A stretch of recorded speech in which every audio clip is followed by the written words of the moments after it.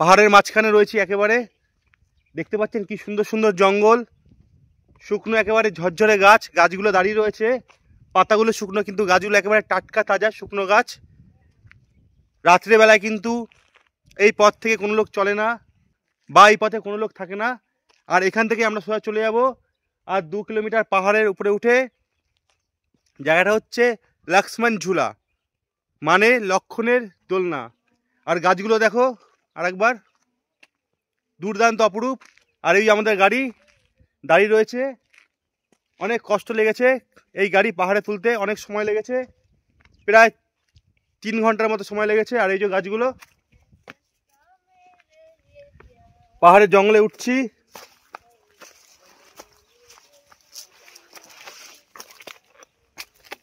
পুরো একেবারে এই পাশ এইভাবে উঠতে উঠতে একেবারে পাহাড়ের চূড়ায় কিন্তু উঠে যাওয়া যাবে।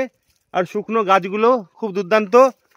কলকাতার লোক যদি থাকতো আশেপাশে, এখানে হাঁড়ি কড়াই নিয়ে অবশ্যই পিকনিকের আমেজ নিত।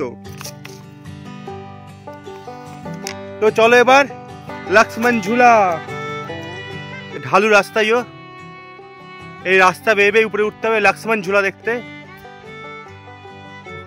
হাঁপিয়ে যাচ্ছি।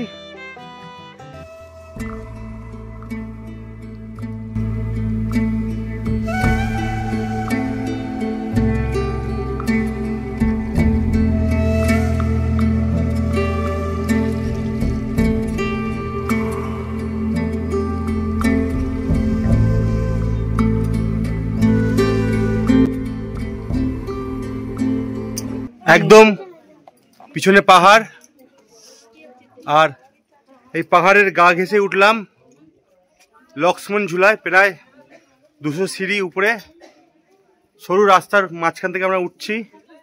এই জায়গাটা বেশ পাকা, ইট দিয়ে সিঁড়ি তৈরি করা।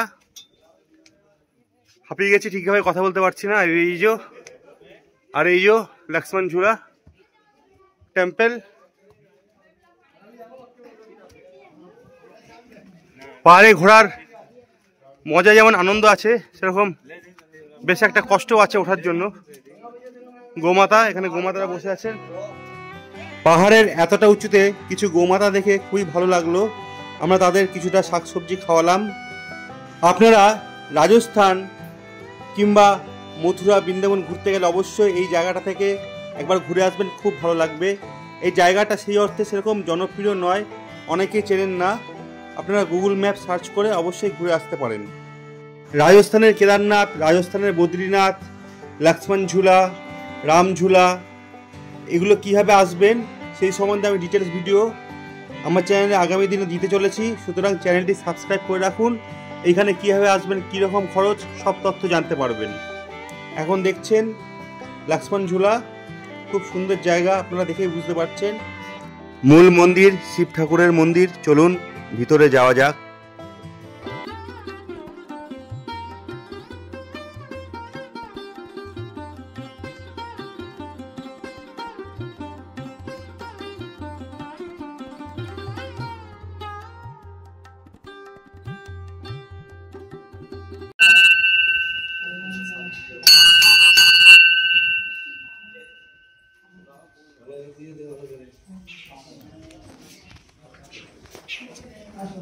ওখানে কেদারনাথে ঘুরে পাবি অনেক উঁচুতে।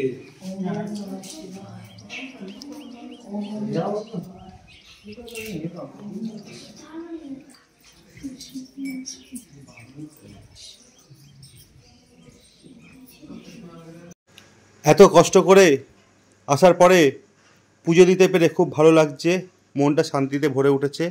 আমার চ্যানেলে রেখেছেন আপনারা বদ্রীনাথ, ঠিক তার কিছু দূরেই রয়েছে এই মন্দিরটি লক্ষ্মণ ঝুলা।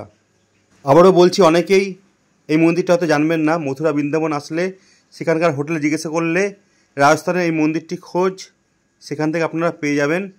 ঘুরে আসবেন, খুবই ভালো জায়গা। পাশেই বললাম রয়েছে বদ্রীনাথ, রামঝুলা এবং আদি কেদারনাথ।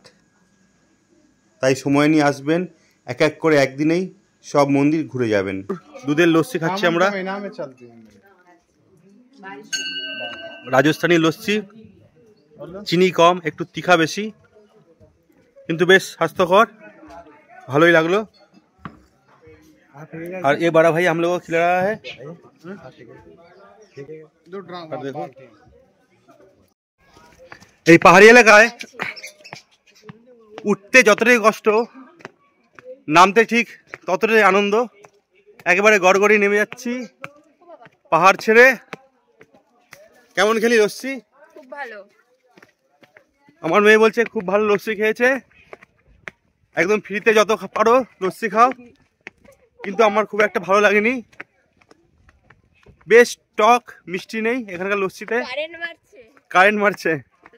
হ্যাঁ, কিন্তু মন্দিরটা খুব নিরিবিলি শান্ত, আর যেহেতু পাহাড়ের মাঝখানে মন্দির থেকে পাহাড়ের ভিউটা খুব সুন্দর লাগলো। আর তোমাদের ভিডিওটা কেমন লাগলো জানিও কমেন্ট বক্সে। ভালো লাগলে লাইক করো, সাবস্ক্রাইব করো এই ধরনের আরও ঘুরতে যাওয়ার ভিডিও দেখার জন্য। আর এই যে রাজস্থানী ভাই বোনেরা যাচ্ছে দেখতে পাচ্ছ।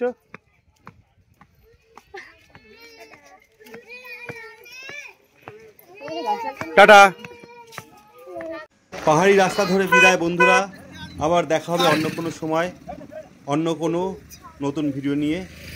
এত সুন্দর পরিবেশ সত্যি আমাদের খুব ভালো লেগেছে। আপনাদের কেমন লাগলো পরিবেশটা অবশ্যই জানাবেন। ধন্যবাদ।